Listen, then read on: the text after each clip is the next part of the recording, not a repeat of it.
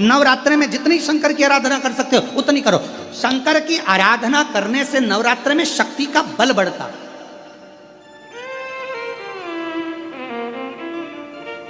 शक्ति का बल।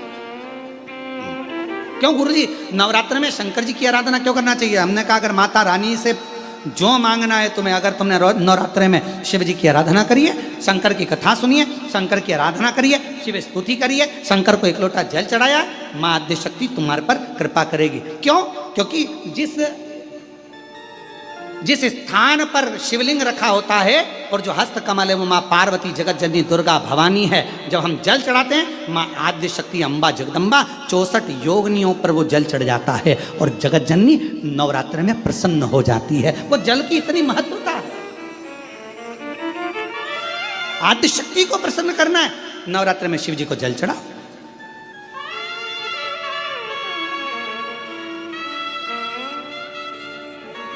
कोई बेटा बेटी है, कोई एग्जाम दे रहे हैं, कंपटीशन एग्जाम में बैठ रहे हैं, सर्विस के लिए जा रहे हैं, नौकरी के लिए जा रहे हैं, नौकरी नहीं लग रही है, हम कहेंगे लाल पुष्प की पत्तियों को प्रत्येक किसी भी नवरात्रि के अंदर, नवरात्रि के अंतर्गत 9 दिन का तुम नियम बना लो। जैसे कई माताओं का नियम रहता है, मेरा व्रत है, मैं दूध पर 1 गिलास दूध पर व्रत करूंगी, मैं नंगे पैर चलूंगी, मैं ये व्रत करूंगी, मैं वो व्रत करूंगी। मैं बेटा बेटियों से कहूंगा, नवयुवक बच्चों से कहूंगा, अगर आप कंपटीशन एग्जाम में बैठ रहे हो, अपनी पूरी मेहनत करो, पूरा परिश्रम करो, रात दिन एक करो और लगे रहो।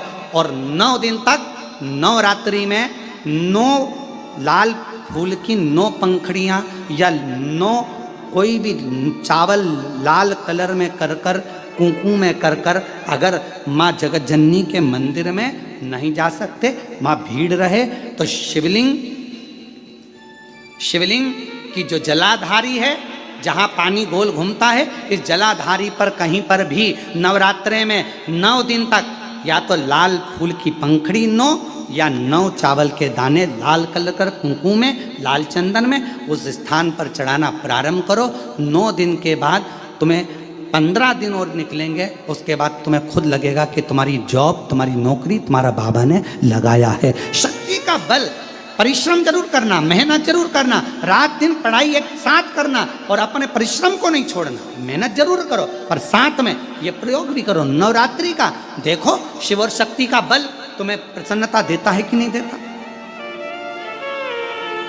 शिव शक्ति का बल हमें प्रसन्नता देता है कि नहीं देता?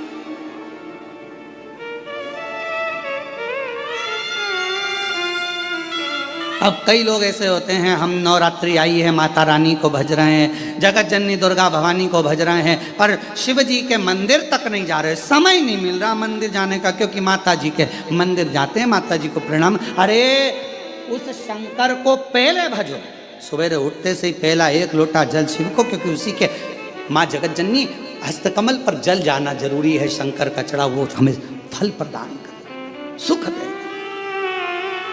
आनंद का। और महादेव नमन चरणों में स्वीकार कीजिए, सबका किया है मेरा भी उद्धार कीजिए, उद्धार कीजिए। हे त्रिपुंडधारी, हे त्रिशूलधारी, हे त्रिपुंडधारी,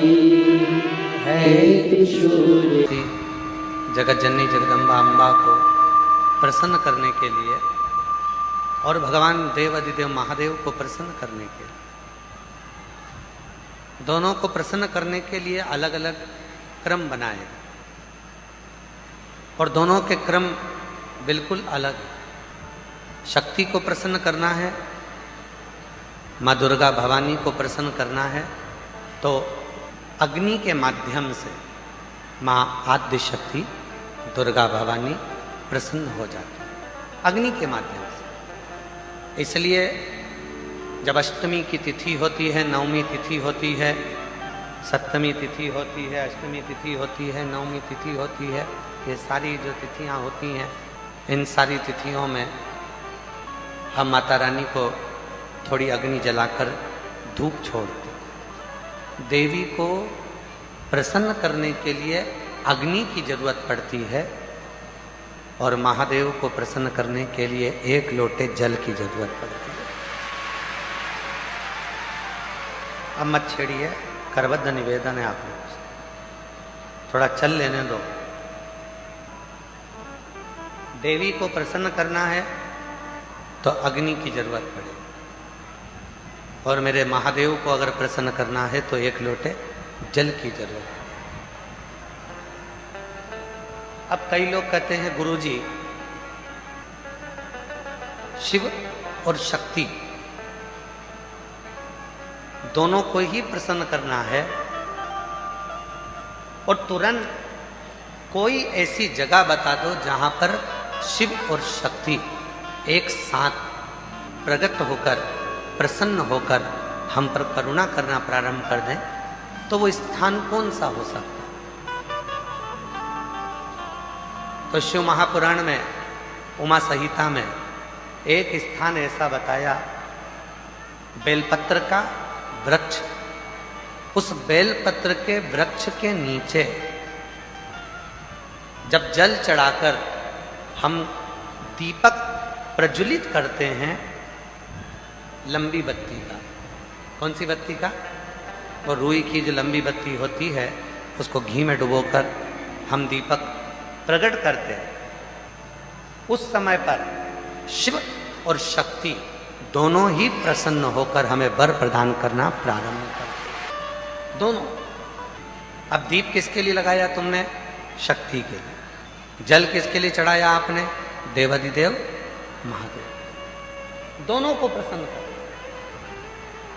और देवी को जब कोई दीप लगता है, कुल देवी को, माँ आद्य शक्ति जगत जननी जगदम्बा दुर्गा भवानी को, माँ वीणा वादनी को, माँ शारदा को, माँ संतोषी को, माँ लक्ष्मी को, माँ जगत जननी दुर्गा भवानी को, कोई भी माता को यदि दीपक लगाया जाता है तो वो बत्ती गोल नहीं होती, वो फूल बत्ती का नहीं होता।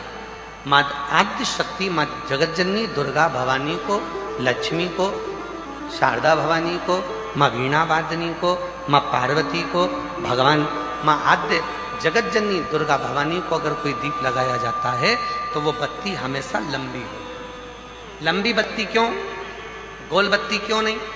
तो कहा जब हम माँ आद्य शक्ति जगत जननी को लंबी बत्ती का दीपक लगाते हैं तो हमारा वंश बढ़ता चले जाता है, वो वंश घटता नहीं, वो वंश नहीं घटता, बढ़ता।